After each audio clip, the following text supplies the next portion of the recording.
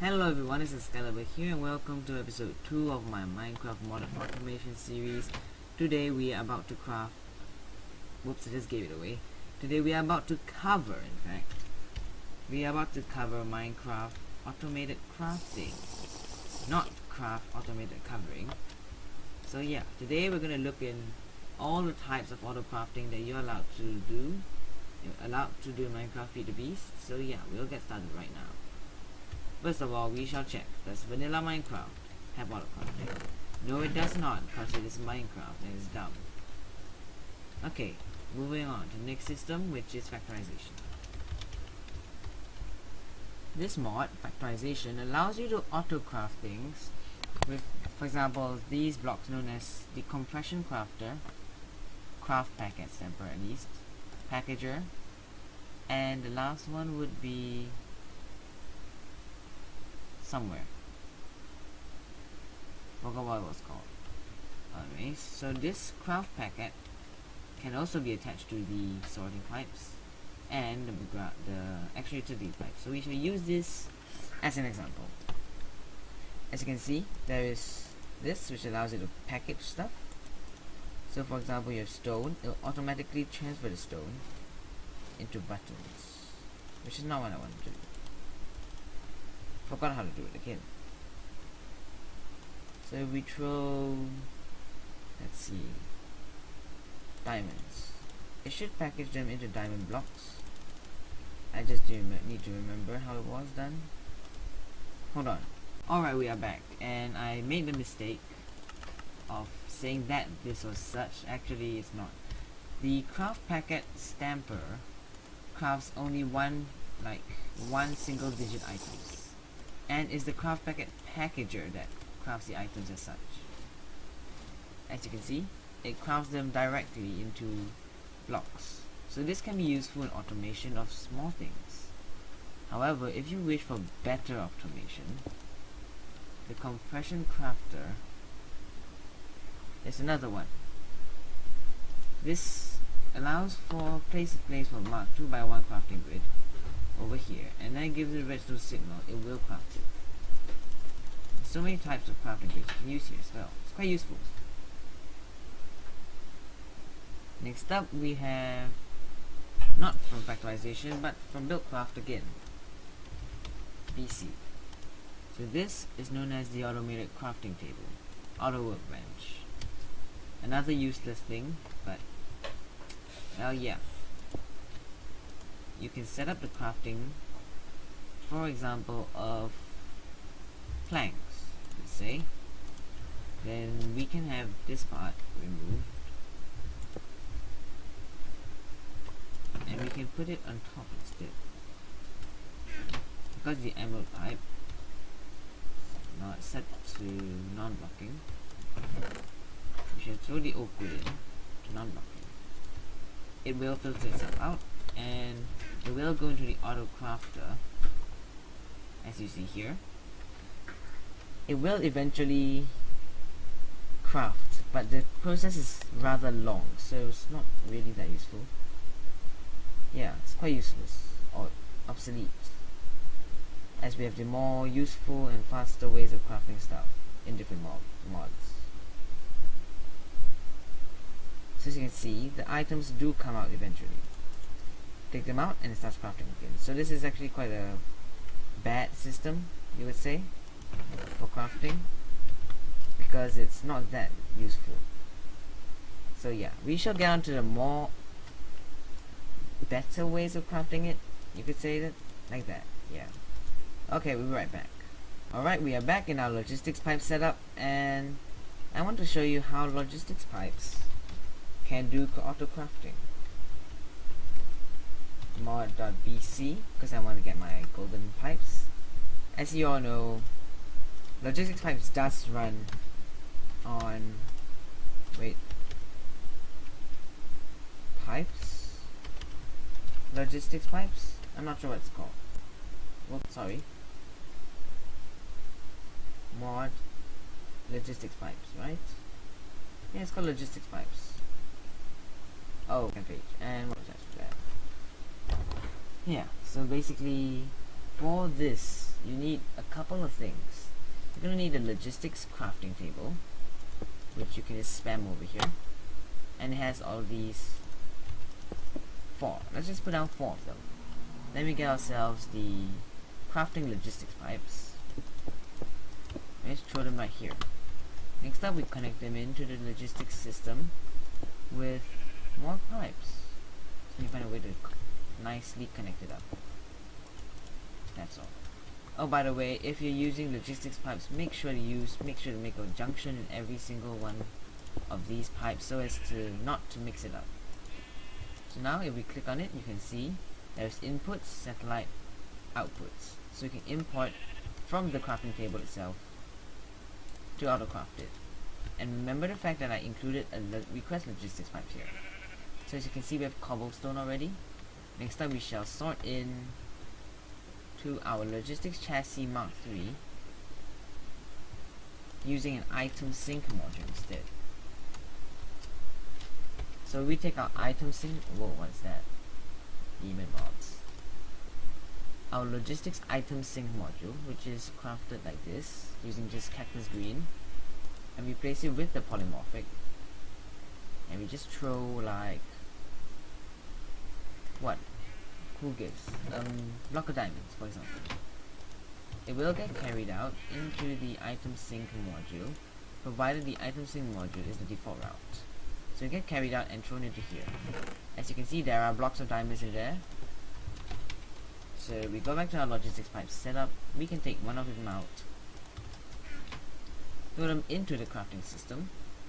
It gives our 9. So if we go to here, click on import, it gives this. You can also set the priorities so as to make it so that, yeah. Another good thing about logistics pipes is you can request for them. For example, I click request, it will go there, craft it, and it will come back here. And it will only be 1 diamond, mind you. Of course, it will fly away. The rest will go to the default chest, which you can request some more. So you can request like 384. And 8 will come out, the rest will all get sent to the crafting manager and will pop out eventually over there. Of course, there is a chance which you can run out of diamond blocks, but at the moment I don't see a problem with that. You can also do it backwards in the other way around. For example, of course you can't do the 1.7 way of crafting it. And import. Then you can craft diamonds back into diamond blocks. Sadly, one problem with this system is that you cannot automatically craft them and it won't go back to the system. So you request 64 of them, all will go out, 21 of them will come here, the rest will all get crafted. Of course, the crafting system is quite fast as well. Note that for any Let's Plays, logistics pipes is one of the more useful sets of builds. So as you can see, I got 64 diamond blocks, what we had originally, and we got it back here. So logistics pipes can be used very helpfully. It can be helpful in many ways. You can even have the multiple things as well. So the provider module and such, yeah. So this is auto crafting with logistics pipes. You can auto craft anything actually. For example, I'm just going to throw in redstone, for example, and then import it in. So I'm trying my default route, redstone, cobblestone, as well as iron. So if we put those 2 in here, it will automatically get sent along this default route. So I'll take my golden transport pipe back, and I will take in over here piston. Another useful thing about NEI is that you can just shift click onto it and you'll automatically come up with the recipe for it. You can import it and it's in the system. So if you want to craft, for example, who knows, 2 pistons. Yes, it will move on, it'll get crafted into redstone first, and it gets sent back into here, which will craft the pistons, and then it'll pop back out here. Though there's something wrong with the system. With Minecraft, it just makes the thing derpy. You can just block it off and use the facade. Like, just use cyan stained clay, why not? then place it at the back over here, and there. I don't think now that it will go, so request another piston, click on it, request successful, 1 piston, then the piston will eventually come here, right? Oh, it got thrown all the way over there. So yeah, that's pretty much the basics of auto crafting using logistics pipes. So yes, that is done. I will now set up one for logistics crafting table, put it on here, as well as a crafting logistics pipe, which is crafted as such using a stone gear and a basic logistics pipe. So all in all, the most important thing that you want is the basic logistics pipe, because it's the most simple version of the game's way. So for example, I just set up a recipe for stone bricks. If I request for 1 stone brick, you're missing. It shows you the stuff that you're missing for it. So if you want to craft, like, for example, I requested 64, you're missing 1 redstone block. It will not allow you to do that. You request 512, you're missing a billion stuff, you can't craft it either. So it's actually very smart and tells you what you're missing so that you can request it or top it up afterwards to craft it. So you can auto craft it, and you can also request it. Once it's done, like requesting, you are unable to craft it, it will not give it to you until you're able to supply the required materials for it. Alright, so now we shall move on to the next system with applied energistics. Alright, we are back in our applied energistics instance, and I need to get myself another potion so that I can drink it as I'm thirsty. And now we shall get on to auto crafting with applied energistics. This is much more complicated. First of all, you're going to need an ME pattern encoder. Just place it anywhere, it doesn't have to be connected to storage. And a blank pattern, which allows you to create stuff. So you know you just want to create something, so shift click it and encode. You make an encoded pattern which has a recipe embedded into it. You just want to make that, and you also want to make all these basic stuff. But now, where are you going to put it? You have no place directly to put it. So this is where ME auto crafting comes in. It's a very complicated structure that you have to make, but it's very powerful as well. So let's just hook up our system some other place, like over here, and yeah, alright. So this ME auto crafting system can be built many ways. First of all, we're going to need heat vents, assembler containment walls, crafting CPUs, and if at least 1 crafting CPU and 1 pattern provider. So this system requires a minimum of 1 of each of the materials required. So let's just assemble it, and like I said, it is a multi-block, so you have to assemble it as such. It's a bit tedious, but after a while you will get used to it. Like for example, let's just build it up. It should be like this, and we should add a crafting CPU and a pattern provider in. Once you add the last 2 in, voila, it becomes auto crafting chamber. Throw these 2 in, and once you go onto your system, either the access or the crafting terminal, you can see that you can craft those stuff. So let's just take, for example, dust. You research on dust in NEI. Our nether quartz dust, our redstone, and our Certus quartz dust. So these are the 3 materials required. Well, we're going to craft fluid dust, for example, craft 10. So it will automatically get crafted in like this. There is a downside to this though. That the system is quite easy to jam up, and sometimes when you run out of materials and you wish to craft, like for example this, you want to craft it, but then you realize it's not crafting. Just what you do is search up crafting CPU, the Minecraft crafting CPU, which is crafting monitor, which is crafted as such. It's quite cheap actually, just requiring 1 gold ingot, and if you place it into a system, it'll show you the missing materials for it, that you require. So that's how you can find out what happens, and also this system is very flexible, as once you take out the stuff, it will automatically continue crafting once it's done. This system can also be expanded, making it one of the most flexible auto crafting systems to date. So you want to make yourself like a 10 by 10 by 10 system, for God knows why, but you can still make it, of course. It's gonna be really annoying. So for now I'm just gonna make like a random system that's quite long but quite short, like quite big, this size. Of course I will not have enough crafting CPUs for it, so I'll make it one smaller. This is the classic 5x5x5 crafting setup. It's one of the easiest setups, you could say. Easiest, but it's not really easy, it's quite difficult.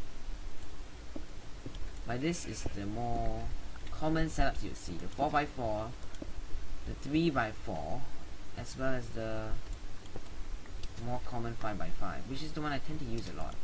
Because the 5x5 is not only one of the easy ones to make, it also has a lot of crafting power.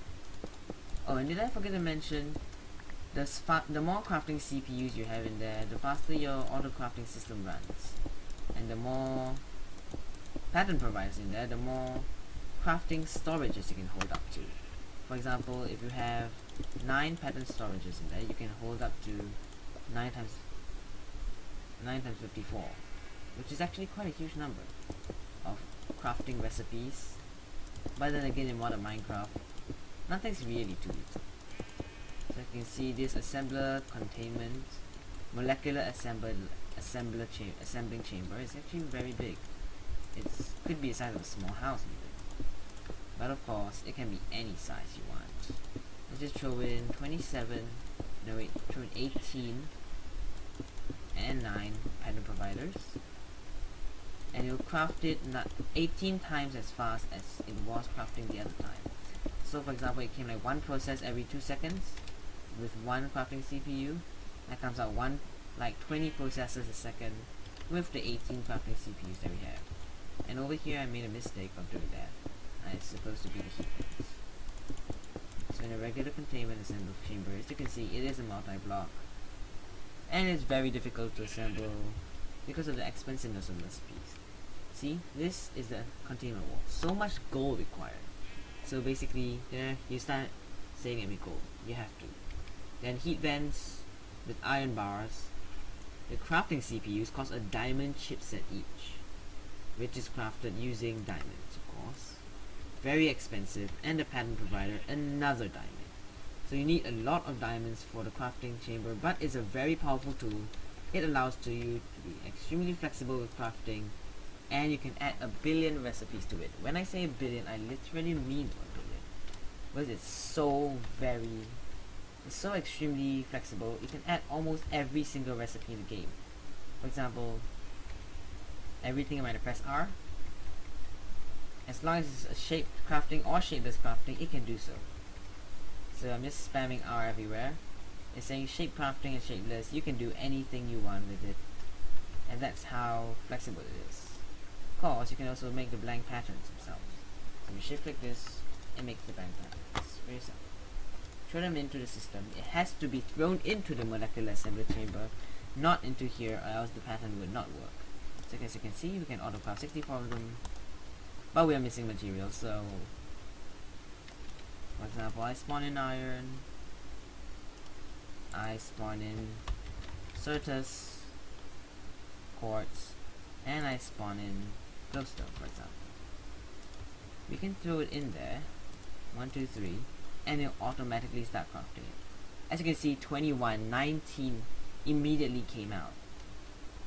So that's how extremely powerful the system is, and that's why Applied Logistics is one of the most widely used systems to date, because of its flexibility and because it's really powerful late game. So let me show you a bit more. As I stated just before, it crafted 19 at one go, showing you just how fast it is. So we throw in 1 billion like such, and as you can see, 40 immediately coming up. And it's crafting 24 more because it tends to bug out at times. So I'm going to attempt to show you how to craft 10 at one go. By the time you see this system bugging out, just break the controller and put it back. That's something buggy which just doesn't want to be fixed. I have no idea what's wrong with that. Oh, by the way, you saw the EMC of this is huge. So if you want to craft like, I don't know, 24, boom, 19 at one go, 24, immediately a stack of ME blank patterns, just like that. So that's pretty much all I have for you today in ME auto crafting. This is Minecraft Model Automation episode 2. Excalibur signing off. And leave a like if you enjoyed it, leave a comment as well. Favorite it for if you want as well. And have fun, everybody.